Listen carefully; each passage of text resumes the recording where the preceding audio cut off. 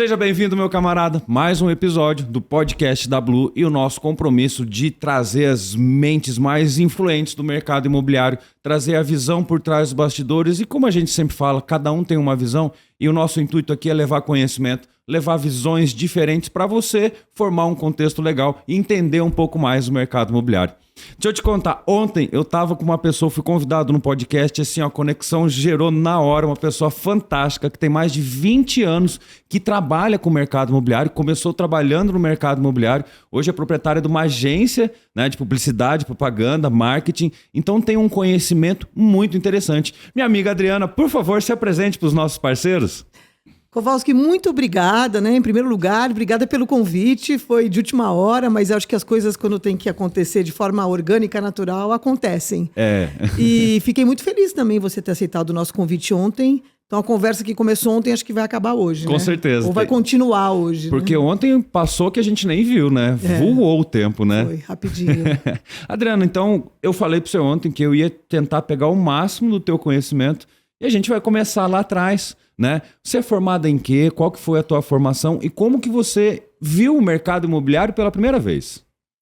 Então, um pouco do que a gente conversou, né? Eu sou paulistana de nascimento, nasci em São Paulo, capital, né? Da Gema mesmo, maternidade de São Paulo, na Frei Caneca. Olha só. A uma quadra da Paulista, então... Na Muvuca. Na Muvuca, pelo amor de Deus, né? Porra, meu, bem essa parada, assim. E fiz a minha carreira em São Paulo, estudei no colégio jesuíta há muito tempo, e depois eu fui para a SPM. Na verdade, antes de ir para a SPM, eu prestei para jornalismo, porque eu sempre tive essa coisa com o pensamento, com a crítica, com as letras, com a redação. E, enfim, mais um pouco influenciada pelo pai, pela mãe. Não, olha, é que jornalista é sempre meio biruta, né? Sai por aí, acho que não queriam que eu cobrisse guerra, ou fizesse reportagem, sei lá para quê. Eu acabei indo para o marketing, né? Escola Superior de Propaganda e Marketing. Legal. Né? Onde eu cursei ali. Olha, a escola superior nos primeiros anos, assim, nos anos áureos que eu digo, a faculdade era no Bexiga. Então, imagina você estudar propaganda no Bexiga, né? Não vou nem te contar como é que eu me formei, porque eu só lembro do chopp, da gente sentado nos botecos do Bexiga, falando de muita coisa. Legal. Mas eu tive sorte de pegar excelentes professores, assim, só para você ter uma ideia. Um dos meus professores foi o filho do Graciliano Ramos, o Ricardo Ramos, que foi uma referência para a gente na faculdade. Entre outros nomes, assim, muito importantes da publicidade paulistana. Porque a gente que queria ser publicitário em São Paulo tinha essas referências, né? Esses grandes... Alcântara Machado, que virou Romap BBDO, você tinha a J. Walter Thompson, você tinha as agências nacionais, aí o surgimento do Washington Oliveto, do Nizanguanais, do Justus ali, que tinha... Só fera. Então, a gente se formava em propaganda querendo estar no lugar desses caras, né? Mesmo que a gente não atingisse esse patamar, mas servia de motivação, né? Para nós sermos bons publicitários, criativos. Bom, me formei e comecei a trabalhar no varejo. Então, aí fui para o IBM, fui para a Ambev, que era a Brahma ainda. Comecei a trabalhar... Uma escola excelente também, né? Muito padronizada, muito força a gente a elevar o nosso nível de conhecimento, né? Com certeza, né? São empresas com estruturas muito complexas, né? Então, você se vê obrigado a entender o modus operandi e colocar... Tipo, se vira nos 30, né? Vai. Isso. Um amigo meu falou assim, que ele perguntou pro chefe, e agora, o que eu faço? O chefe falou, eu não sei o que você faz, mas eu tô cheio de coisa para fazer, tchau. Então, é bem isso, né? Se vira. E aí fui para a área de marketing, mas eu sempre fui da criação. Da criação publicitária. Sabe? Aquela pessoa que olha para esse estúdio e fala, nossa, deixa eu ver como é que a gente podia fazer para vender melhor essa ideia. Será que essas luzes estão legais? Será que a camiseta do Kowalski está combinando com a luz que está atrás? Sempre esse pensamento estético versus o entendimento de quem está nos assistindo ou precisando comprar. Olha. Isso. E aí, um belo dia, eu perdi o trabalho, né? Eu perdi meu trabalho na Brahma.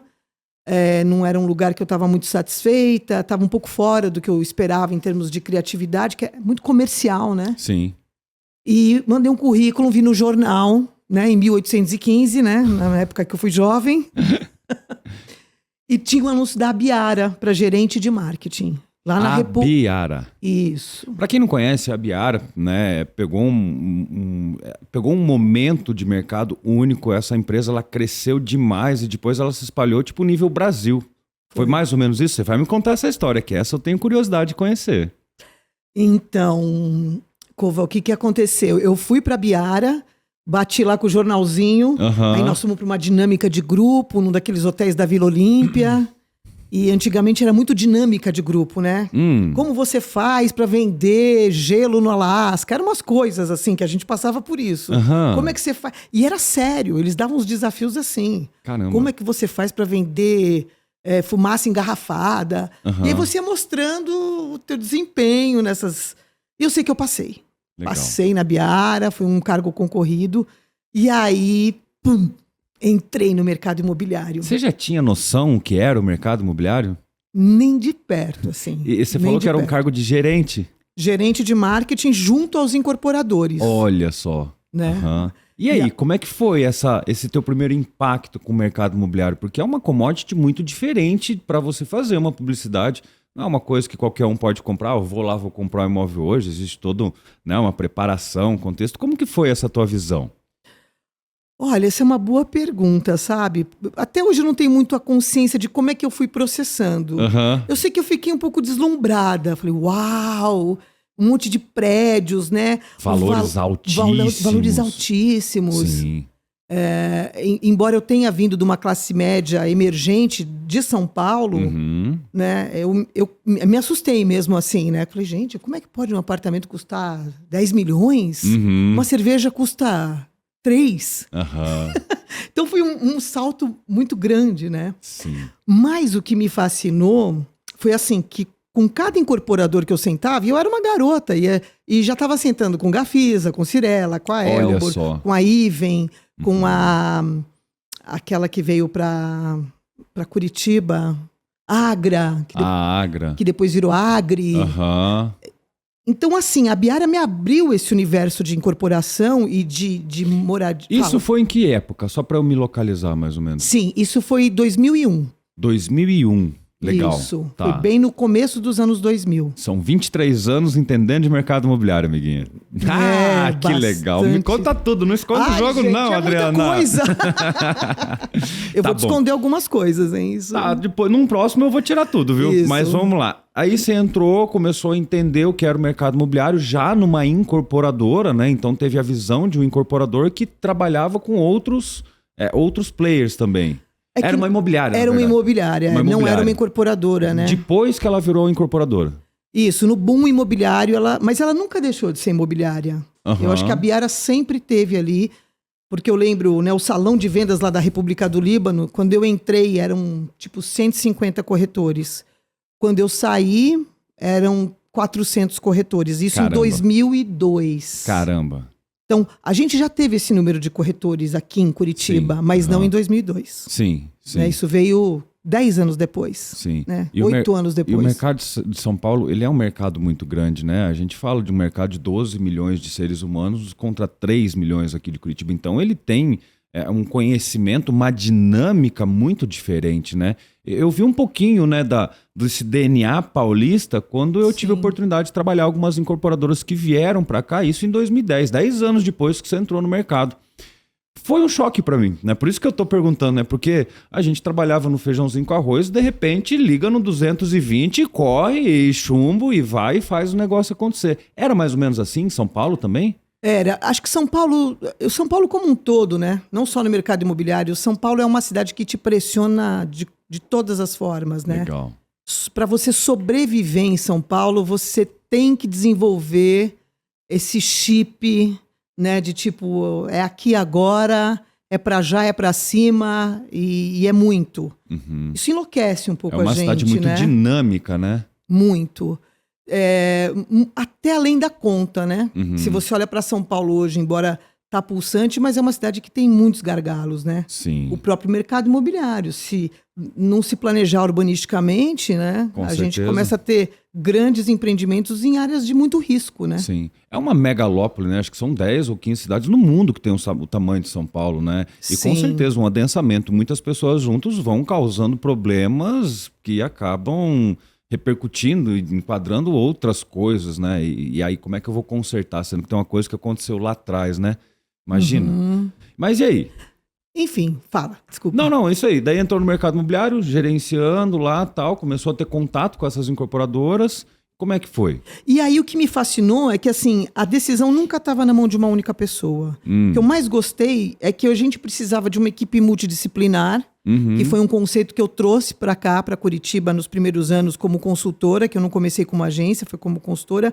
Mas assim, tinha que entender de paisagismo, tinha que entender de arquitetura, tinha que entender de comportamento do consumidor, tinha que entender de segurança, tinha que entender de garagem, de espaço, de engenharia. Quer dizer, é um universo tão grande de conhecimentos que você tem que mergulhar, que eu acho que e tem que entender de comunicação. Olha que interessante, né? É o que eu sempre falo, tanto do corretor para o engenheiro, o mercado imobiliário, ele tem vários tipos de conhecimento que são necessários para se tornar uma pessoa, né, fazer alguma coisa acontecer, um projeto mesmo, imagina?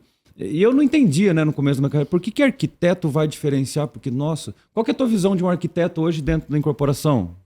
Você acha que é necessário? Você acha que não? Não, é fundamental. É ele quem vai costurar esse produto, ele vai fazer essa embalagem ser acessível, fora as tecnologias, as mudanças, né, as novas ferramentas do próprio morar. Quem traz isso para os projetos são os arquitetos, né? É uma visão, né, que precisa estar intercalado com a engenharia, que precisa falar a língua do cliente, né? Incorporar não é simples, né? Qual que é a tua visão disso? De jeito nenhum.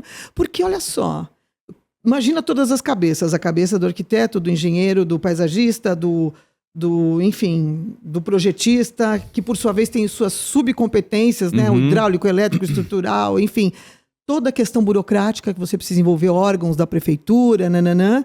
E aí você tem que jogar toda essa massa cinzenta que foi concebida aqui para outras cabeças, que pode ser aquele corretor que até o mês passado era dono de uma padaria e tem que entender o que está acontecendo aqui. Um publicitário que está viajando na maionese, que precisa botar o pé no chão para vender um produto de, no mínimo, 100 mil. No máximo, sei lá, o céu é o limite. Não tem limite, né? E, ao mesmo tempo, fazer com que tudo isso atinja de forma precisa, assertiva, o cliente final, que, por sua vez, você não sabe quem é e o que se passa na cabeça desse cara. Então, assim, né? Você pega tudo que você sabe, mas vai mergulhar num mar sem uma bússola precisa, né? Hoje até a gente vive um momento, né, que a gente tem mais dados, né? Mas há 20 e tantos anos atrás não tinham-se tantas informações, tantos estudos referente ao mercado. Como que vocês norteavam um lançamento de produto, as vendas em si? Olha, eu adoro essa pergunta, porque assim, são coisas que, embora eu esteja há 20 anos em Curitiba, quando eu me envolvo nos projetos, eu falo, puxa, que pena que ainda não é uma regra. Porque principalmente as grandes incorporadoras paulistas, eu acho que assim, o grande sucesso do mercado imobiliário e de outras grandes cidades, né, São Paulo, Rio, Belo Horizonte, foi essa fórmula que aí acho que o Minoro, esse povo todo lá de trás, né? O próprio pessoal da Lopes, o pessoal da Camargo Correia, as grandes, Camargo Dias. Você tinha alguma Fernandes Mera, essas empresas grandes, né, que fizeram os lançamentos acontecerem. Eles fizeram fundamental. Antes de começar a fazer o produto, para onde que eles levavam o produto? As primeiras plantas. Para onde? Para onde? Chuta. Não sei. Qual era a primeira mesa depois do engenheiro onde eles abriam aquilo e falavam assim, opinem, preciso saber. Corretor. Dentro da imobiliária. Legal. Era isso, entendeu? O que eu acho que o mercado ainda não percebeu, salvo algumas exceções, é que o engenheiro bola tudo, fala, eu fiz um projeto, agora eu vou levar para uma imobiliária vender, ou pior, não estou vendendo, preciso de imobiliárias competentes. Gente, me parece óbvio, né? Uhum. Que essa prancha precisa ser aberta junto com quem vai vender. Que legal. Perfeito, porque às vezes a cabeça do engenheiro está preocupado com soluções para a construção, talvez para economizar alguma coisa, para trazer uma margem de liquidez, e às vezes não está entendendo o que o consumidor final lá na ponta está precisando, qual que é essa nova necessidade, qual que é esse novo desejo, né? Então isso começou a acontecer lá, a junção entre a cabeça que projetava e a cabeça que estava atuando direto, né, com o público final. E isso você acha que foi um casamento perfeito? Perfeito. Tanto que as reuniões de produto não eram feitas na incorporadora, na construtora. As reuniões eram feitas na imobiliária. Então vinha o Benedito Abud, vinha ali a arquiteta, vinha a Bia Barros para interiores, vinha uma turma potente numa mesa gigante, né, o dobro dessa aqui, e todo mundo sentava para falar daquele produto dentro da imobiliária. Olha que legal. Mas para você ver, não, e é o que eu penso, um produto imobiliário, ele é, como a gente falou, é muito complexo, ele é muito difícil. São mentes, né, bastante com muito conhecimento, só que cada mente em si tem uma vertente, né? Ele vai puxar para um lado, né? E eu acho que quando uma incorporadora consegue conversar, né, todos esses setores e fazer esses setores trabalharem junto em prol do produto final, em prol daquela pessoa que vai ser o usuário final, e esse produto ele vai ter uma chance muito maior de ter sucesso, né? Você acredita nisso também? Ah, completamente. É claro, ninguém está imune a uma zebra. Putz, todo mundo pensou, todo mundo fez, pá, aconteceu alguma coisa ali que escapou. Mas nós estamos falando da exceção, né? Sim. Não da regra. E aí você ficou em São Paulo um período, tal, e veio para Curitiba. Pois é, mas eu não vim aqui para comer pinhão, né? Embora eu sei que a gente cata no chão, o que seria um grande estímulo, porque eu amo pinhão. É bom, né? Gostosinho, né? É do Paraná. Tá na época já tá começando a... Já tá bondando pinhão para tudo que é lado. E aí você veio para Curitiba. Deixa eu perguntar uma... não, conta. Vim prestar consultoria, porque eu conheci na Biara a Paula Pupi. Nem sei onde tá a Paula, mas se estiver me ouvindo, Paula... Tenho saudades de você. Minha vida em Curitiba eu devo a você. Olha então, só. Se você me ouvir. E a Paula, ela era filha do Sérgio Bronfman, que era dono na época do portal Imóveis Curitiba. E eu vim prestar a consultoria porque o Sérgio falou, eu preciso de alguém para abrir o mercado dentro do portal de lançamentos. E eu mudei com os meus filhos, tinha acabado de separar, vi Curitiba, né? Mais tranquilo, mais seguro, parque para tudo que é lado, meus filhos pequenos. Falei, é aqui mesmo que eu vou amarrar meu burrinho. Olha só. E vim e fiquei. Essa era a pergunta que eu ia te fazer. Qual é a diferença que você vê? Você comentou que está há 20 anos aqui em Curitiba e passou, né, muito tempo em São Paulo. Né? Você até respondeu, mas as diferenças entre as cidades, o que você vê de diferente entre o curitibano, entre o paulista e até entre os padrões de comportamento dessas pessoas? Eu vou ficar mal com alguém, ou com os paulistas ou com os curitibanos. Faz parte do jogo. Nem Jesus agradou todo mundo. Um jeito de responder, né? Que ninguém fala, pô, você, hein, falou assim de mim. Não, eu acho que assim, eu acho que São Paulo adquiriu uma velocidade muito grande, sabe? Pelo menos para mim, pro meu jeitão de ser. Legal. Eu já sou uma pessoa acelerada, uma pessoa agitada, que tô sempre olhando com o olho na nuca, né? A gente é assim, Notei. né? Tá aqui, mas já tá vendo o que tá, né? E eu acho que a velocidade de São Paulo foi me fazendo mal no sentido de... Eu comecei a me perguntar, será que a gente precisa de toda essa velocidade para ser eficiente, para se realizar, para colocar novas ideias, novos projetos? E à medida que eu ia vindo para Curitiba, eu fui chegando à conclusão que não. Pô, não preciso dessa velocidade, não preciso ir a 200 por hora. Eu posso ir a 100, que já é bem veloz. E posso ter um resultado parecido. Fora que assim, né? A gente tem essa coisa, eu acho isso brilhante do curitibano, e acho que, né, todas as cidades que conseguem preservar isso, você pode ir num churrasco à noite, você pode ir pra academia, você pode fazer um curso de canto, você pode namorar, você pode brincar com teus filhos, você pode inventar qualquer coisa, porque tem uma parte da vida aqui que é preservada. Legal. E eu nunca vou esquecer que no primeiro ano que eu cheguei toda assanhada, né, com essa coisa de vamos lá, tacando terror em todo mundo, né? Aham. Porque vem aquela verbe paulistana. Sim, é tudo que você viu, vivenciou e você veio replicar pra cá, né? Isso, E aí mas- veio a cidade com a nossa cultura e foi um meio termo ali que você teve que achar. Com certeza, alguém falou menos, filha. É mesmo, Adriana? Falaram Menos, pra você, Adriana, querida, respira bem um pouco. menos, entendeu? Nós não queremos isso. A gente consegue ser feliz e próspero sem essa loucuragem toda. Que bacana. Tanto que é engraçado, né? Você vê, Cová, todas as incorporadoras de São Paulo vieram para cá, né? Sim, E por algum motivo, acho que quase todas voltaram, né? sim. Você viveu um momento bastante interessante, né? Que a gente falou algumas vezes, que foi o boom imobiliário. O que foi esse boom imobiliário na tua visão, Adriana? Foi um boom imobiliário mesmo. Foi Mas por que aconteceu? Foi um volume de lançamentos? Foi um mercado que estava precisando defasado? Ou foi o incorporador que resolveu construir? O que você viu nesse momento? Porque o boom foi de 2000 e... Olha, começou em 2007, 2007 timidamente, até 2012, vai. Você já estava aqui em Curitiba. Já, eu cheguei aqui em 13 de dezembro de 2003. 2003. No final, eu peguei 2004, né? Tá. O que você viu desse boom? O que aconteceu? Qual que foi a tua visão? Olha, eu gosto de pensar que foi um efeito de um inconsciente coletivo, né? Uhum. De coisas que já estavam acontecendo em outras cidades. Então, São Paulo já estava vivendo isso, o Rio já estava vivendo isso. Uhum. E um modus operandi de tratar o produto imobiliário de uma forma muito diferente. Então, em vez do edifício Dona Laudelina, vovó Matilde, que tinha esse vínculo do incorporador com os seus produtos, né? Uhum. Que geralmente homenageavam os pais e tal. Tipo a minha família, né? Tipo, fazendo alguma coisa Para minha família, pros isso. meus. Aham. Meu pai era construtor, meu avô era construtor, ou meu avô fazia tijolo e a gente foi prosperando e eu virei construtor. Uhum. Essas imobiliárias com uma visão mais agressiva e mais criativa começaram a dizer para esses incorporadores, escuta, coloca esse produto imobiliário em outro lugar.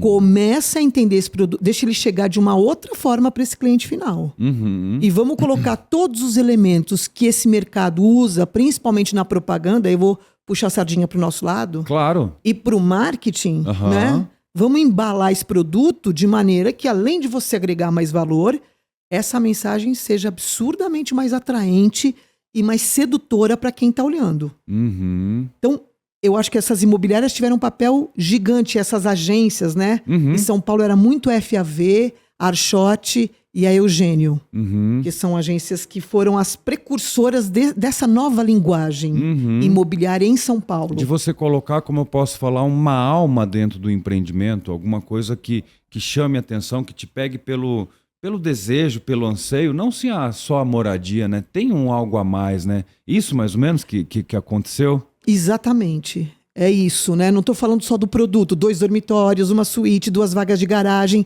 Você vê que a gente fala disso hoje, mas é bem depois. Uhum. Primeiro tem um nome, né? Amas, Hit Home, sei lá, Breeze. Qualquer coisa. E você vai contar a história desse nome para depois você dizer, tá vendo como isso aqui tem a ver com você? Olha só, até falando no futuro já, eu tenho visto alguns empreendimentos no mundo que estão saindo com marcas de empresas renomadas, né? Eu vi um empreendimento que saiu em Miami com a assinatura da Mercedes-Benz. Né? Então, quer dizer, a pessoa que já se identifica com aquela marca por algum padrão de comportamento, ela já vai olhar para aquele produto e falar, opa, legal. Né? Esse é o Mercedes, né? Esse é o Mercedes, tem qualidade Esse que eu aqui, quero. né? Então eu vejo se aproximando esse quesito de você trazer moradias com personalidade, não só um tijolinho ali seco que separe, não, uma coisa que é viva, né? Que traz uma história, que traz um conceito, que traz uma qualidade diferente, né? É mais ou menos? Com certeza. E assim, eu cansei de me envolver em projetos, tanto em São Paulo como aqui, onde o nome ele precisava ser chancelado pelo paisagista ou pelo arquiteto, porque a própria arquitetura tinha que conversar com o conceito que a gente inventou. Por exemplo, a Aquarela da Baú. A gente lançou ali em São José dos Pinhais e lançou no Tatuquara. Cada prédio tinha uma cor.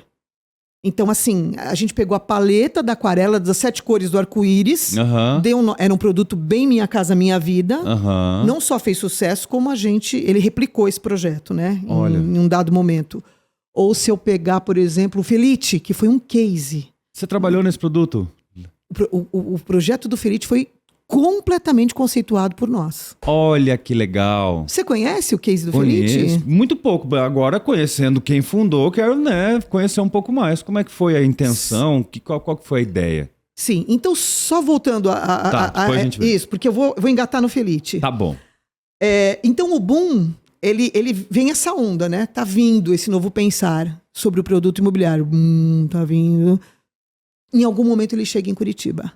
Só que ele não vai chegar para todo o mercado. Ele vai chegar para um ou outro incorporador que, além de estar de olho nesses outros mercados, tem estômago para fazer isso. Acesso ao risco, né? Porque eu não conheço, não sei o que vai falar. É uma historinha, mas é um prédio. Será que vale a pena eu injetar X mais de capital para vender esse empreendimento? Sim, ou dar um nome diferente, que não seja aqueles que eu estou acostumado. Ou fazer uma campanha de marketing, como o pessoal... né, de São Paulo faz. Agressiva, né? Vamos falar bem certinho, né? Muito mais... 3% de um VGV. Isso, falamos em número, é isso aí. Né? É muito dinheiro. E para Curitiba é proibitivo até hoje. Se você pegar as grandes construtoras, tá tudo bem. A GT Building, a Lagune, a Monarca, eu imagino que tem a meia dúzia que já orbita bem. Mas o pequeno e o médio construtor, que é o meu nicho, para ele é impossível. Eu já tentei, olha, várias vezes. Mas tem um lugar assim, será que eu vou jogar? E assim, um desses incorporadores, né, foi o Normando Baú. Eu trago o nome do Normando porque ele foi um divisor de águas, assim. Eu tava na Galvão, eu fui sócia do Nelsinho Galvão e do Gerson. Capaz! Fui. É mesmo? Fui. Encontrei ele essa semana, que legal, grande abraço, Gerson, professor nosso aí, ó, show. Então, nós formamos a Galvão Nuna. Verdade, eu tenho provas. Que legal! Tem pasta, tem tudo ali, né? Eu tava fazendo uma palestra para a Rede Imóveis, que agora é tudo Una, né? Todas as redes Una. E o Nelsinho olhou e falou assim, putz, eu quero saber disso, porque lá em São Paulo você tá vindo de lá.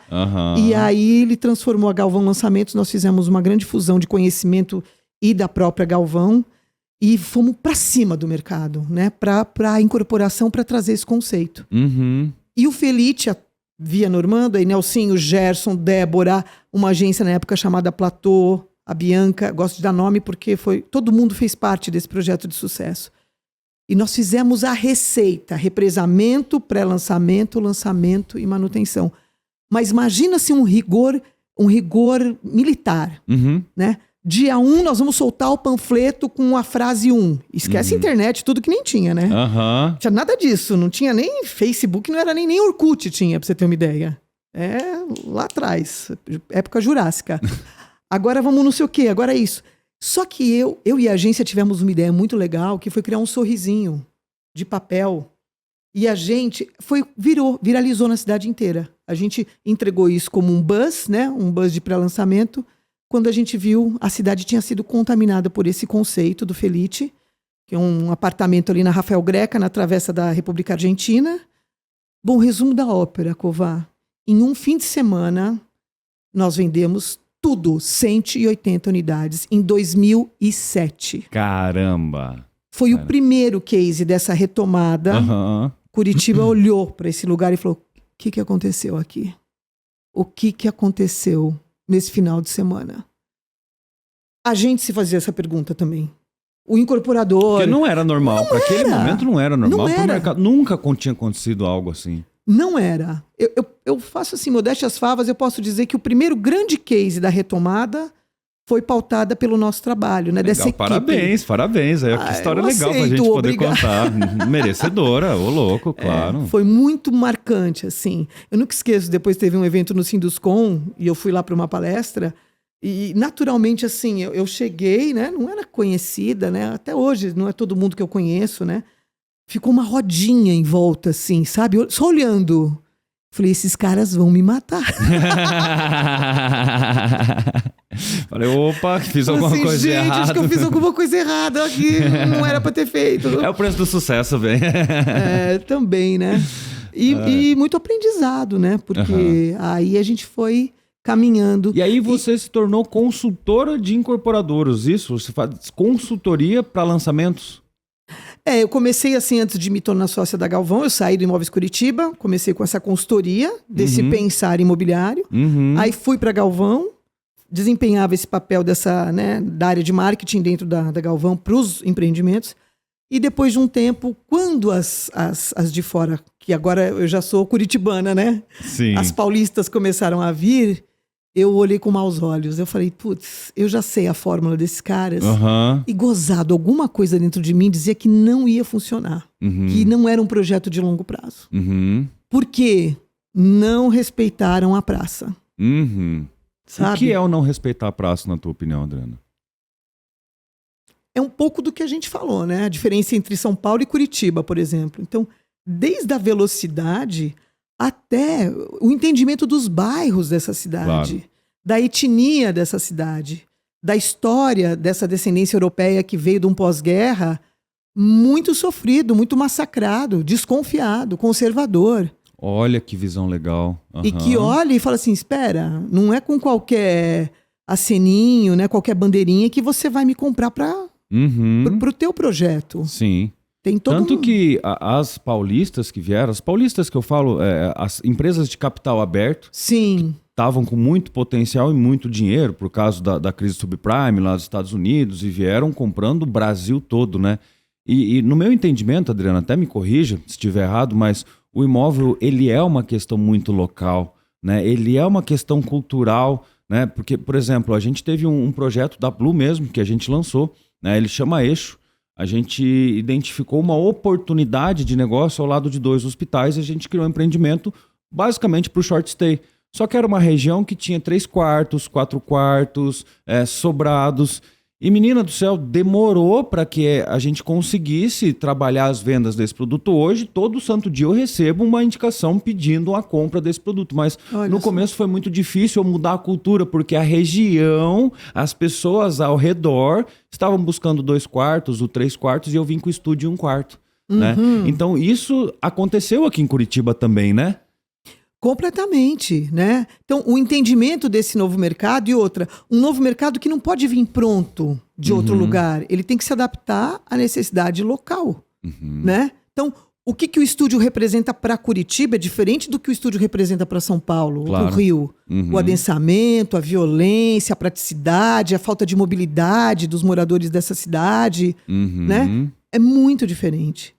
E quando eu percebi que as incorporações estavam sendo meio que um copy-collie de outras praças, eu falei, ok, né? Tem uma novidade, tem algo que... Tanto que nós temos grandes empreendimentos, se pegar o Botânica, a réplica do Botânica ali no Ecoville, não sei o nome daquele... O Reserva Ecoville, atrás o Parque Ecoville. Isso, né? Verdadeiro... Foram os primeiros empreendimentos assim que deram uma nova cara, né? Pro que acontecia em Curitiba, porque eu lembro de show de gente famosíssima. Sim, Chitãozinho Chororó, Rita Lee, vinha todo mundo pra cá. E também a questão do conceito condomínio clube, né? Que aqui em Curitiba não era tão divulgado também, né? E até agora eu entendo um pouco, né? A questão da mobilidade em São Paulo, né? Porque lá você não tem como andar, tipo, 15, 20 quilômetros para estar num parque, alguma coisa. Aqui já é um pouco mais simples, né? Sim. Mas mesmo assim o curitibano, de certa forma, aceitou isso, porque a gente andava num fusquinha básico e de repente veio o New Beetle com ar-condicionado, direção elétrica, um monte de acessórios, né? Que o curitibano, por mais que fosse, como é que você falou? Achei muito legal o euro. Com essa etnia europeia conservadora desconfiada, né? Até que aceitou, porque representava, de certa forma, uma melhoria na sua qualidade de vida, né? O imóvel, ele ficou... Ele começou a criar um pouquinho mais de personalidade, né? Dentro do... Sim. E é legítimo, né? Eu acho que, assim, faz sentido, porque a questão do lazer, né? Ainda mais... Em tempos onde a segurança é uma questão, principalmente para os casais jovens com filhos pequenos, o condomínio clube ele é muito acolhedor, ele protege muito essa família, claro, né? Sim. Trazendo esse bem-estar. Então, é bom a gente às vezes colocar na prática, né? Porque às vezes a gente fala assim e não pensa, né? Mas eu fico imaginando uma criança de 5 anos, né? Crescer num apartamento antigo, que basicamente não tem salão de festa, não tem nada, não tem vizinho, ela fica trancadinha ali na gaiolinha. já um condomínio clube, né, com um espaço kids, uma quadra poliesportiva para gastar energia, uma piscina, às vezes. Nossa, olha a qualidade de vida que uma pessoa vai ter crescendo num empreendimento como esse, né? E vou além, Cova, não só pelas vantagens, né, do lazer em si, mas a função educativa de uma família, né, dentro do contexto infantil, é você proporcionar lugares de socialização para que a comunidade ajude essa criança a ser um indivíduo. Que legal. Porque não é só o pai e a mãe, né? Uhum. É o vizinho, é a mãe do vizinho, é o pai do vizinho. Essas relações que o condomínio vai travando, é o porteiro, é a babá. Então, essa criança ela vai começar a aprender a se relacionar com o mundo a partir dessas interações sociais que um condomínio como esse proporciona. Aí, ó. Então, perfeito. Isso a gente olha além do produto imobiliário. E claro, antigamente a gente brincava na rua, né? Em Japira era uma delícia, né? Era muito simples, né? Saía, pulava o muro, saía correndo, andava a cidade inteira, voltava, mas nem sabia que você tinha saído, né? Isso. Porque era muito mais tranquilo, né? Mas são cidades menores. E era essa comunidade toda te abraçando, né? Olha. O dono da padaria, o vizinho, o dono da bicicletaria. Todo mundo tava cuidando de mim ali, né? Isso, todo mundo Se desse uma cuidando. escorregada na banana ali, fizesse alguma coisa errada, no mesmo dia já tava sabendo, né? A família já, ai, a cinta ia cantar. O capetinha do Kowalski tá ali, né? Enfim, e eu acho que o Condomínio Clube vem para, como é que fala? Atender essa necessidade social também. Que legal. Eu não tinha parado para pensar nesse prisma. Valeu aí, ó. Aprendeu. Essa é um pouquinho essa realidade, né? De um condomínio completo, com mais opções, né? Que vai representar uma qualidade de vida maior, uma educação maior para os filhos, a socialização que as crianças precisam. Sim. Olha que sensacional, Adriana. Que show, que show. Não tinha pensado nisso mesmo. Muito legal. Por isso que é tão fascinante, né? Porque a gente está lidando com coisas que vão além da concretude do produto imobiliário, né? Sim. E você falou também a questão da socialização, né? Eu lembro de um empreendimento que até uma parceira nossa, a Investpark, lançou um empreendimento, Life Space Curitiba, na frente do Shopping Curitiba. 700 e tantas unidades de estúdio e tal. Primeira vez que eu vi, eu olhei aquilo e falei, nossa, esse negócio vai ser o Minha Casa Minha Vida empilhado, vai ser um monte de gente. Aí eu fui lá alguns anos depois, se mordesse a língua, eu tinha perdido o menino. Eu cheguei lá, eu me senti, como é que eu posso expressar?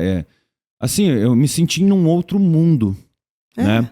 Porque quando eu entrei, e lá tem uma área grande de social, com café, com não sei o quê, espaço para sentar, para conversar, eu escutei inglês, eu escutei alemão, eu escutei várias línguas diferentes, pessoas do mundo inteiro reunido naquele pequeno espaço ali. Eu falei, nossa, olha que circuito interessante de poder vir, poder estar, poder aprender, poder evoluir.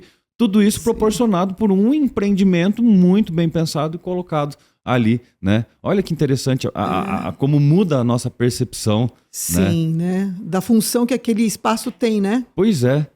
Nem precisou ir até aeroporto para ouvir tudo isso. Foi só ir lá para o Life Space que tava o mundo inteiro ali, né? Basicamente, pessoas, elas vão, que nem eu falo, né? Você gosta de sertanejo, você vai no sertanejeiro. Você gosta de funk, você vai no funkeiro.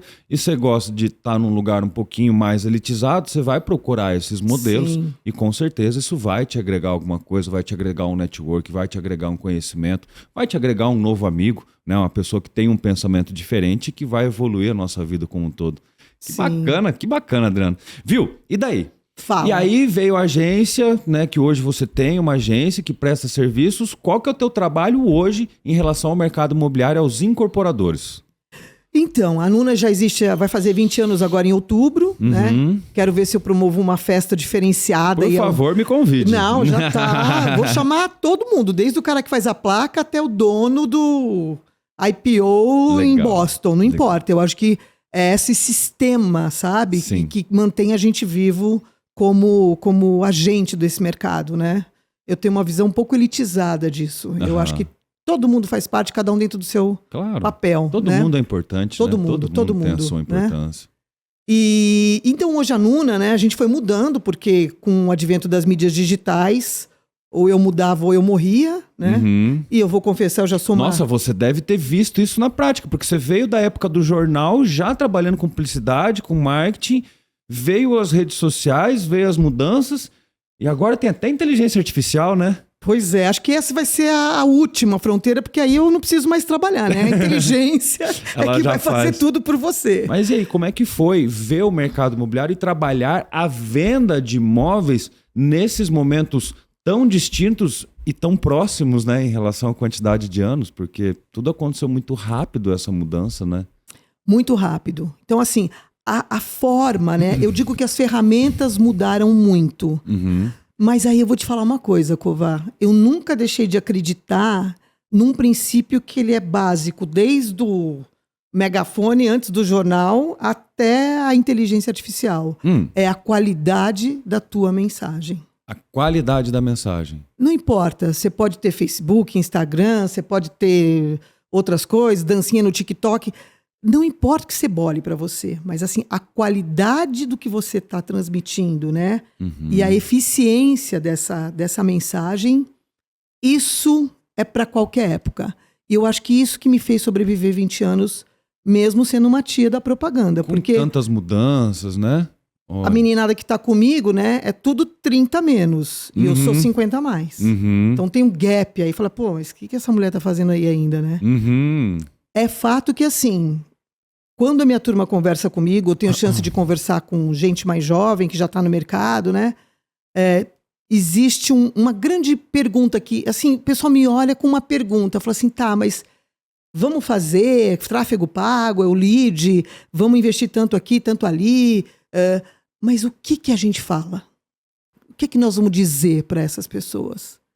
Então, não tem como. Se eu não tiver muita segurança, muita experiência, muito cuidado, muita escuta, né? Acho que é escuta. Entender aonde eu estou e para onde eu vou levar essa mensagem e para quem. Isso. E aonde esse cliente, né, onde esse incorporador que me contrata está, né? O que ele quer transmitir.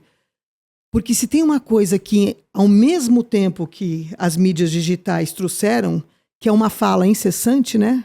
Se você ligar teu celular agora, tá todo mundo falando. Bombardeando de informação. Bombardeando. Um monte né? de informação. De tudo que é lado. Exatamente. De todos os lados, de todos os experts, de todas as tendências, de todo, enfim. Mas o que a gente perdeu, e eu acho que aí a Nuna tem uma vantagem competitiva, porque esse foi um exercício que eu me propus há muitos anos, e é difícil, né? Que é a escuta. Escutar. A gente perdeu essa capacidade. Então, eu diria que assim, as mudanças estão aí, mas a gente só percebe, consegue se adaptar à medida que a gente escuta, percebe e age a partir dessa percepção e desse sentimento que vem, né, disso que a gente vai constatando ao longo dos anos. Que legal. E realmente é muito difícil escutar nos dias atuais, porque tem muito barulho, tem muita gente batendo panela e às vezes não tem nada para falar, né? E às vezes as pessoas que mais têm conteúdo... Eu vejo isso no YouTube e eu confesso que eu fico muito chateado com isso. Porque às vezes, não estou desmerecendo de forma nenhuma, mas é uma música criada aleatória, num funk, num raiozinho, tem muito mais acesso às vezes do que uma filosofia, do que um estudo que vai mudar a tua forma de pensar, a tua forma de ver as coisas, né? Então, a gente... E essas mensagens, elas emocionalmente perturbam as pessoas e deixam a gente fora dessa concentração, né? Eu acho que poder voltar, analisar o que está acontecendo é a coisa mais sensata que a gente deve fazer, né? Para, respira, observa onde que a gente está para daí tomar uma decisão, né? Porque se for no barulho, você não sabe nem onde vai chegar, né? Você vai com a massa, né? Você vai com a massa, você vai sendo levado, né? Que doideira. E uma coisa que eu sempre me questionei, assim, né? Como eu trabalho muito com as imobiliárias há muito tempo, né? O tempo todo é esse nosso universo. E o pessoal fala, não, eu dou treinamento, a nossa equipe é assim, assado, né? Se hoje eu fosse ligar para 90% das pessoas de vendas de mercado imobiliário, e eu falar, estou interessado nesse produto. A maioria me diz, tá, mas você está procurando nessa região? Tô. Porque esse tem 2 dormitórios, nananana. Eu sempre me questionei, que eu nunca quis ser corretora. É porque, enfim, né?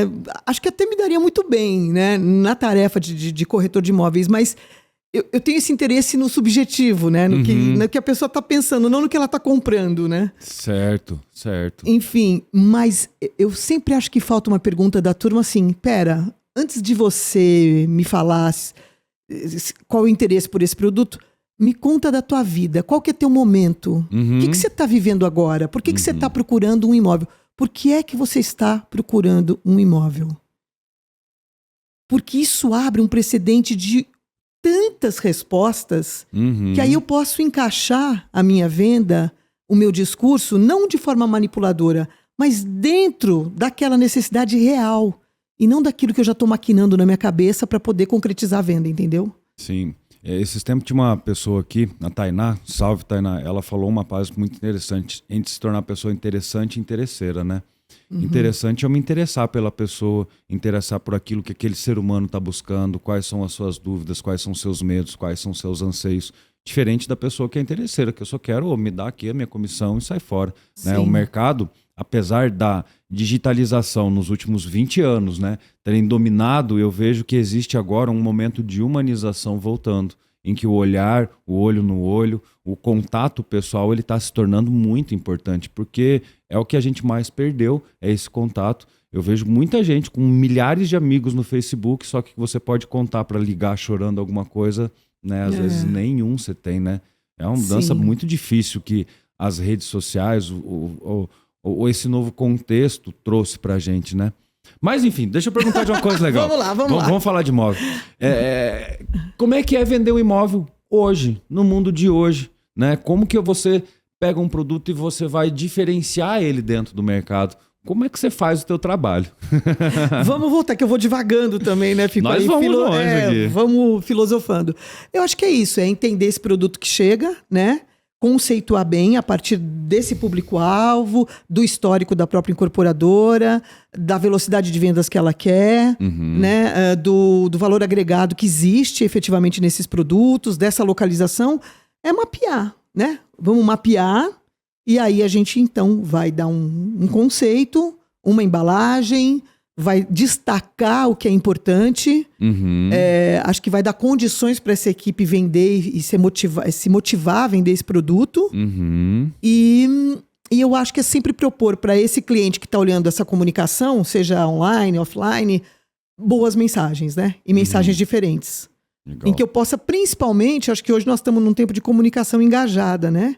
Que eu não necessariamente fico só falando do produto, mas eu preciso escutar de quem está me teclando do outro lado, o que ele pensa sobre aquilo que eu tô... Sim. Só um case, assim, a gente foi contratada no ano passado para pegar uma loja da Van, que foi desativada lá no Boa Vista, e esse incorporador não sabe exatamente o que fazer com esse prédio, é gigante, né? Tá na frente da Rua da Cidadania. Nossa.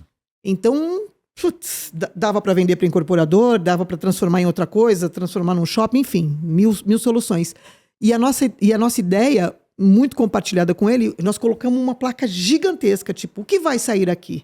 E aí a pessoa projetava um QR Code ali e ia para uma landing page onde ela respondia. Olha que interessante, menino. Você fez isso? Nós fizemos isso. Nós fizemos isso, vamos dizer, em 15 dias, quantos contatos você acha que a gente... Sem impulsionar nada, zero, orgânico. Imagino, em quanto tempo? Em 2 semanas. Sei lá, uns 5 clientes, alguma coisa assim. 5 pessoas interagindo? 1.500 pessoas.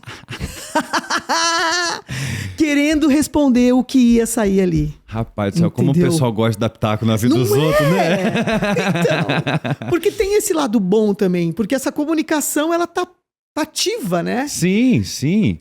Olha que legal. Então você pegou um terreno que você não tinha nenhuma ideia de vocação e começou a estudar o que aquele pessoal ali poderia imaginar. Do próprio bairro. Dizendo, o que a gente quer aqui? Nossa. O que a gente precisa aqui? E aí esse deve resultado. ter dado vários insights para você tomar uma decisão lá na frente, né? A Blue, né? A Blue é uma empresa muito cartesiana, né? Nós tomamos qualquer decisão embasado em dados. A gente tenta ao máximo possível não levar a nossa emoção, né? Principalmente a engenharia, a arquitetura, o comercial não tem como, né? A gente é emoção pura. Sim. Mas quem toma as decisões são pessoas muito cartesianas, né? E que levam a gente para ser mais assertivo, porque é isso. É entender em relação aos números o que está acontecendo dentro da maioria, né? E hoje isso é um pouco mais fácil, né? Que nem a gente estava falando. Antigamente não tinha muito dado para se cruzar, muitas informações, né? Para se levar em consideração. Mas uma coisa que eu estava pensando aqui, né? 20 anos, mudança de mercado. Sim. Qual que foi o teu maior desafio nesse tempo todo? Nossa, maior.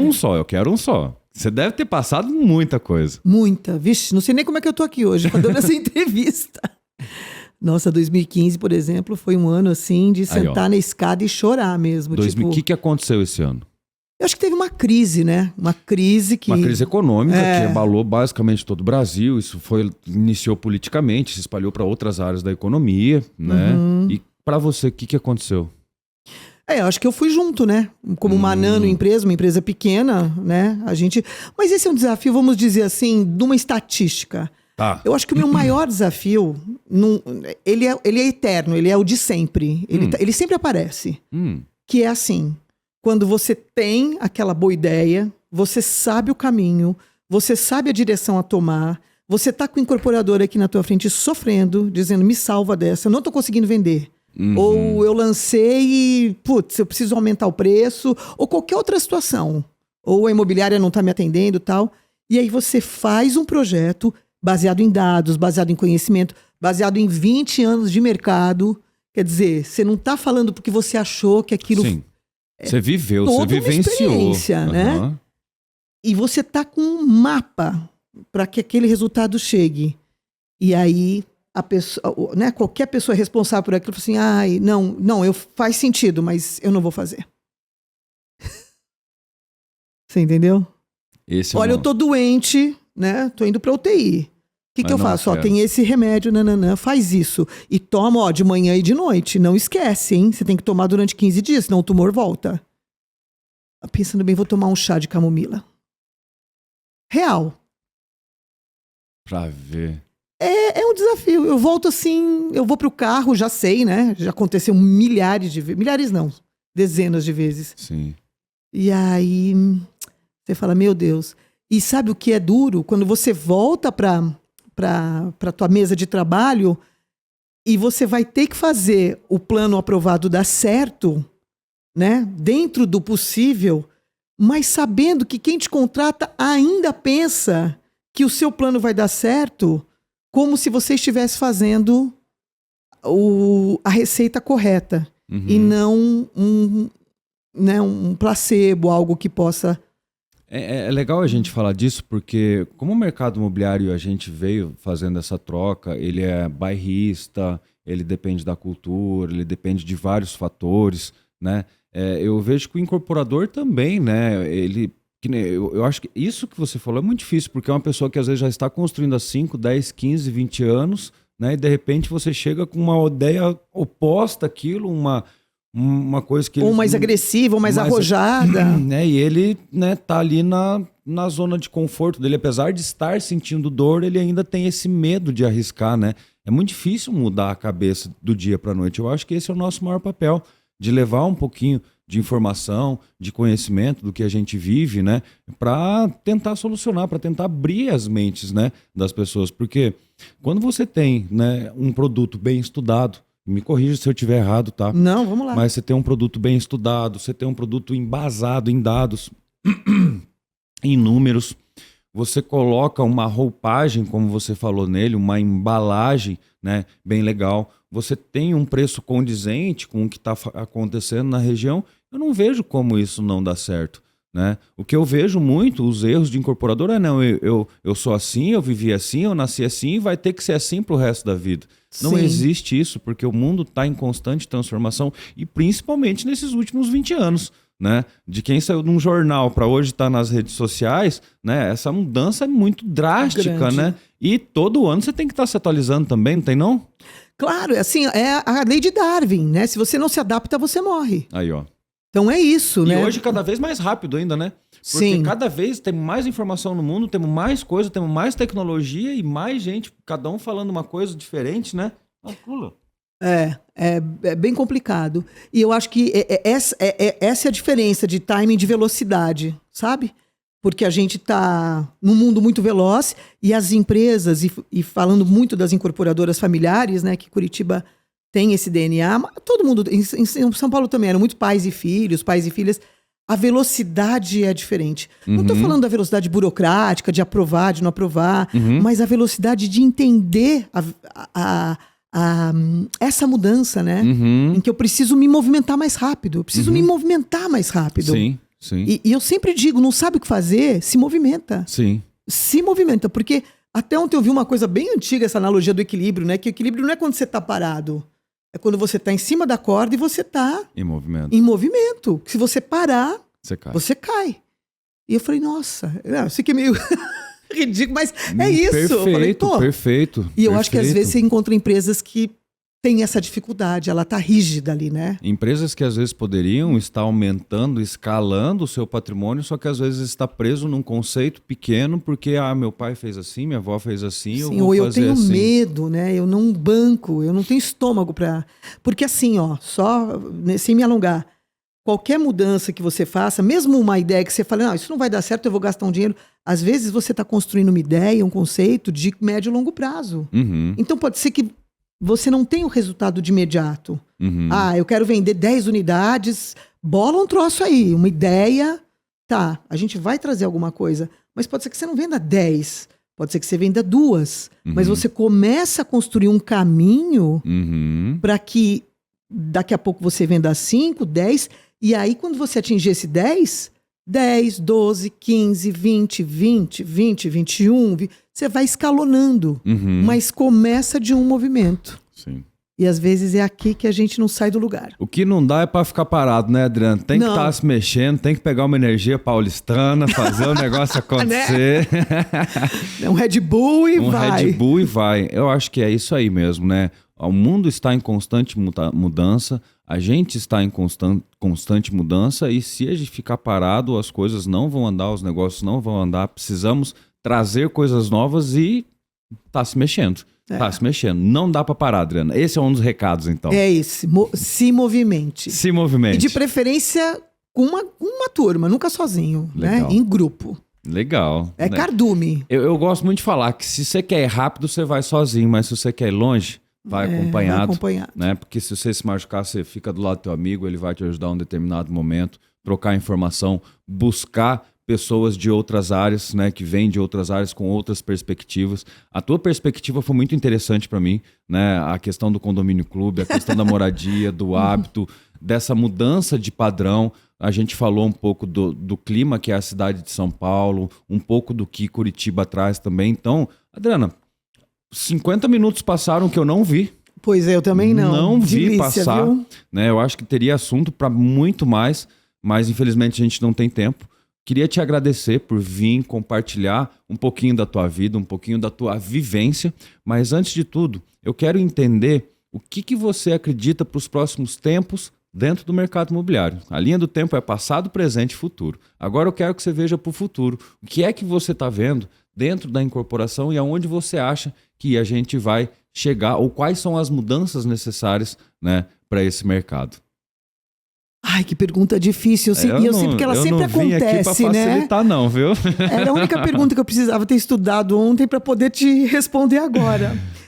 Kowalski, é difícil responder isso, mas assim, empiricamente, né, intuitivamente, eu acho que as incorporadoras têm que estar muito atentas mesmo a esses movimentos sociais, principalmente, a mudança do sentido de desejo da conquista do patrimônio, principalmente para as novas gerações, né? Não que isso, o mercado não vai deixar de existir, mas ele vai passar a existir de uma outra forma, com outras conexões comerciais, com outros tipos de negociação, com outras ambições e aspirações. E acho que os produtos imobiliários, eles vão se moldar e sobreviver a partir desse desejo, né? Não é o contrário. O desejo já está aqui. As empresas que conseguirem perceber isso e embalar esses desejos em bons produtos imobiliários vão sobreviver a longo prazo. Aquelas que de alguma forma tiverem essa névoa sem entender o desejo dessa sociedade, majoritariamente, porque os nichos continuam, né? Sim. Mas majoritariamente vão sofrer. Aí, ó. E aí o futuro a Deus pertence, né? É isso aí. Meus amigos, foi um episódio fantástico. Obrigado. Eu acho que a gente finalizou com chave de ouro. Eu acredito muito nisso que você falou, né? Que o imóvel, ele tem que, hoje, cada vez mais, ele serve para atender hábitos, necessidades e comportamentos de seres humanos. Hábitos, necessidades e comportamentos, né, Adriana? Estão mudando cada vez mais e as empresas que querem ter sucesso vão ter que estar examinando, entendendo e buscando mentes como, né, desse ser humaninho aqui da Adriana, que tem 20 anos de vivência por trás dos bastidores, bolando aquela campanha para atingir o coração, né, do consumidor. Isso aí. Obrigado pela oportunidade de aprender com você, Adriana. Satisfação mesmo, viu? Eu agradeço demais, Cova, e né, que esse programa sirva aí para quem estiver nos assistindo, para algum insight, algum pensamento, uma reflexão. E é isso, estamos à disposição. Como é que o pessoal te acha? Olha, nuna.com.br e o meu WhatsApp, vou deixar aqui um número que eu sou bem acessível, é 98870-3347, prefixo 41, porque eu já sou curitibana. Já é curitibana, né? Mais uma vez, obrigado, Adriana, sucesso pra nós. Pessoal, tamo junto, daqui a pouquinho tem outro episódio, tá bom? Valeu!